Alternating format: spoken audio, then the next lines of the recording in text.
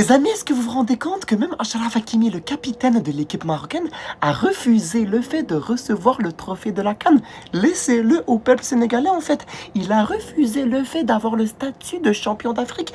Pour lui, la décision ferme de la CAF est tout à fait incompréhensible. Tout ça, les amis, c'est grâce à l'influence de Sa Majesté. Je parle pas du roi en passant, je parle bien de sa mère qui, elle, on va pas se mentir, possède une mentalité de reine.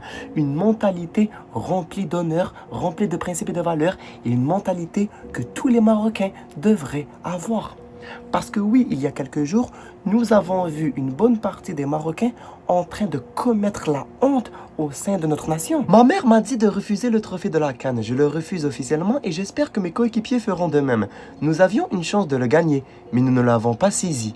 C'est le football, parfois on gagne, parfois on perd. Le Sénégal nous a battus à la régulière et méritait sa victoire. Ce serait injuste de gâcher leur joie après tous leurs efforts.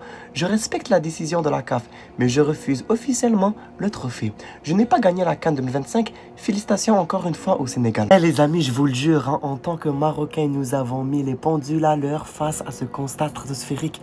Parce que oui, à l'heure actuelle, malheureusement, tous les peuples africains nous voient comme étant des gens bizarres, nous voient comme étant des gens qui ne font aucun sens, des gens qui ne veulent pas accepter la défaite, des gens qui ne font qu'à leur tête, des gens qui n'ont que 0 de QI, des gens dingues, des gens fous. Mais là, de voir de tels propos venant d'un capitaine, d'une autre capitaine, énonçant mot pour mot que nous, Marocains, nous ne méritons aucunement cette victoire de la CAN, bah c'est une méga bonne nouvelle pour nous les Marocains.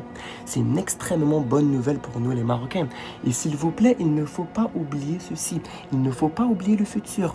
Lors de la Coupe du Monde 2026, pour qu'on se rende, nous Marocains, jusqu'en 8e, quart, voire même demi-finale, il ne faudra pas tout simplement le soutien du peuple marocain.